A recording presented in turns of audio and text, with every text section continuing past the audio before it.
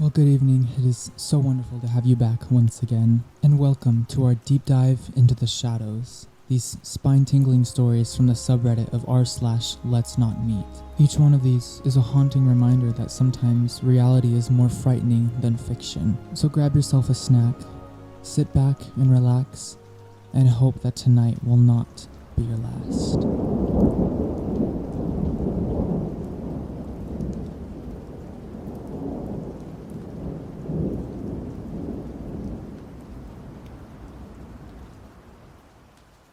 I lived in a big city all my life, but at the beginning of April, I moved to a medium-sized town about an hour away from that big city, along with my sister and our 4 pets. This happened a month after living here. My sister was preparing her final presentation for her arts undergraduate, which was going to be shown in the city, so she had to spend the whole day there to make her preparations. I was left home alone with our cats and dogs, so in the early evening I decided to go for a long walk with my 2 dogs. We walked for like an hour, but about 5 minutes away from our home, as we were headed back, I saw a man knocking on a door about a block away. I thought he looked a bit weird because he would knock on the door, look around, and then knock on the door, and then look around again. But he didn't look dangerous, so I just kept walking since I had to pass by him to take the street that would take me to my home. When I was about 10 meters away, he looked my way and started walking towards me. He was tall and slender, and I was carrying what looked like a box of candy. He asked me if I had any coins to spare. I told him, "Sorry, mate. I only have my dog's poopy bags. Have a good one." And I was ready to keep walking when he saw one of my tattoos and stopped me. For some context, I have tattoos. I'm not heavily tattooed, but I have several in my arms and legs. And since I was wearing shorts, the ones on my legs were visible. The specific one he was looking at is of a ghost woman in a traditional Japanese style. As he stopped me, he said, "Hey, that's a really cool tattoo. Would you give it to me?" I just laughed uncontrollably, thinking he was joking. But he was dead serious, just staring, unblinking at my tattoo. Then he continued talking. "No? So you're just gonna let the maggots eat it? Such a shame. It would be better if a person ate it."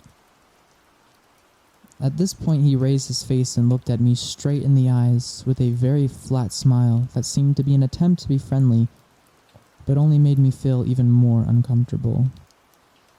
He then asked for my name. And not wanting to antagonize him, I gave him a fake one. Let's just say it was Regina.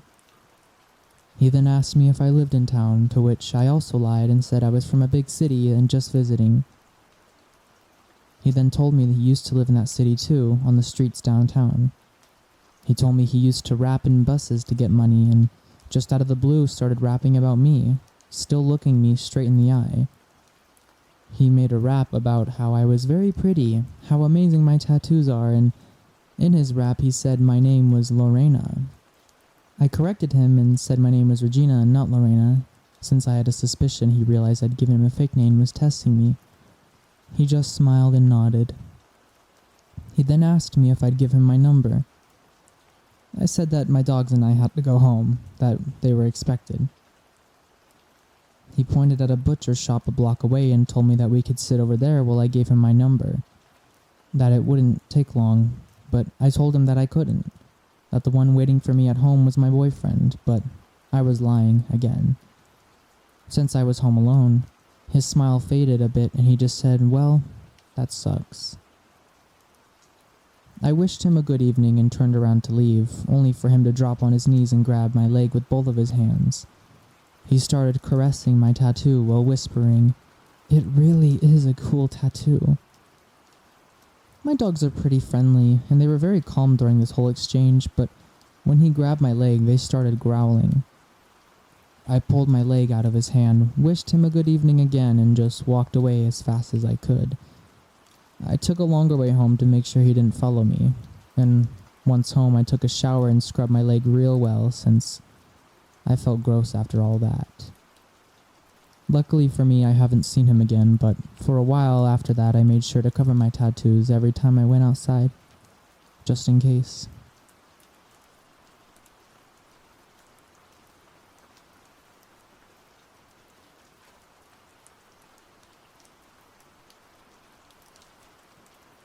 This just happened last night and it doesn't even feel real.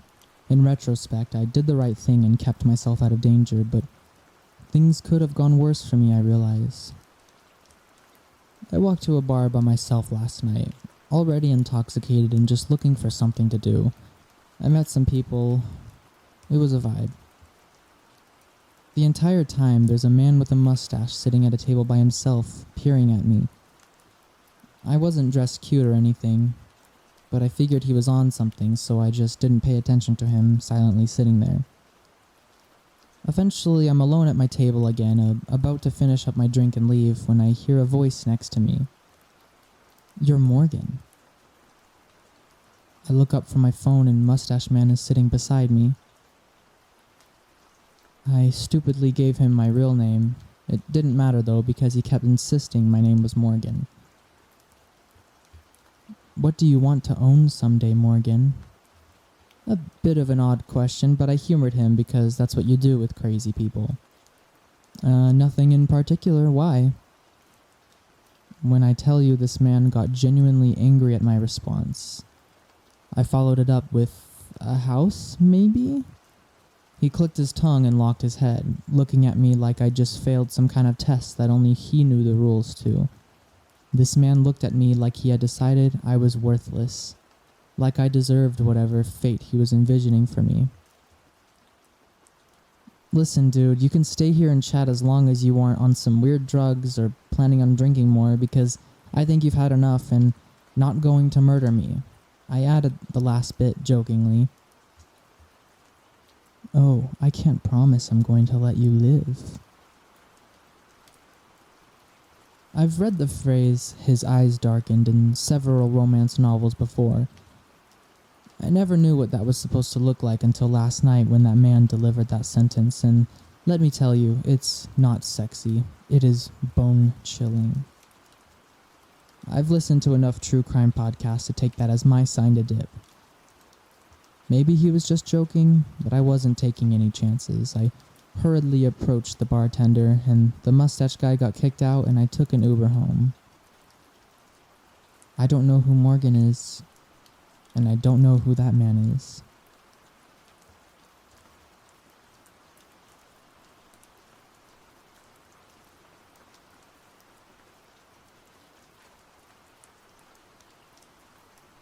Last year, I started law school in Los Angeles. I have never lived in a big city before, and I was really excited to be in a massive city with over 4 million people. Ever since I was little, I always knew I had a half-sister in LA. But my parents had this weird anger toward her that always made it feel like a taboo topic. Of course, I had looked her up on social media and I knew what she looked like, but that was about all. We had never actually met. She was never that active on social media, so there wasn't a lot that I could see. Out of nowhere, one day in my first year of law school, I got a friend request on Facebook from my sister. Her profile seemed legitimate. She had Facebook friends, and her profile picture looked like her. She sent me a message inviting me to a little dinner party at the park with her friends. We could finally meet each other for the first time. I was new to LA and had no idea which parts of the city to avoid at night. I was so excited about that idea, but I had a lot of anxiety about it too. It would be nice if we met, totally clicked, and became besties for life. But what if we ended up sobbing like we were in some dramatic movie scene? What if I tried to talk to her and she just didn't click with me? And she started showing me an attitude, or worse, what if it's all going well until we have some sort of disagreement? Honestly, if she had suggested a cozy little bakery for desserts, I would have gone, but going to a park with other people didn't feel right. I thought it was such a precious moment that I didn't want to have it in front of all these other people. I couldn't bring myself to go. I didn't want to risk having a meltdown in front of the other people. I was worried about how messy it could get. A few weeks later, I googled that park just to see what it was like. Maybe we could meet up together, just one-on-one. That's when I learned something was wrong. I won't say the name of the park, but anyone who has lived in LA for long will tell you that it's not a safe place to girls having a dinner party at night. The area surrounding that park has a very high violent crime rate, It's controlled by gangs. Even people who do illegal business in that park are forced to pay a tax to the gang in exchange for being left alone. So now I was really concerned and curious. I actually tried to get a hold of my sister myself. She was an undergrad at the time at a local college. I had a friend who went to her school. I asked my friend to reach out to her on campus and ask her if she'd be okay with meeting us. They connected and the three of us met at my friend's house. It was great. We got along so well. My friend was also very happy to do that for us. The three of us had so much fun. We weren't bursting in tears, but we let out a few. We had dinner, watched a movie, and spent the night at my friend's house. When I told my sister about that whole thing with Facebook, she said she hadn't used it since high school, so clearly someone was impersonating her. I would have told her to report the fake account, but it had already been deleted. She knew she had been impersonated on social media, though. Another one of her friends had been scammed by someone pretending to be her. It was some scheme involving fake concert tickets or something like that. Someone had been impersonating my sister. They knew I was in town, and they literally tried to lure me into one of the most dangerous parts of LA at night. I have no idea what their motives were, and I don't know if I even want to find out. Meeting my sister after all these years was a beautiful thing, but the whole backdrop was terrifying.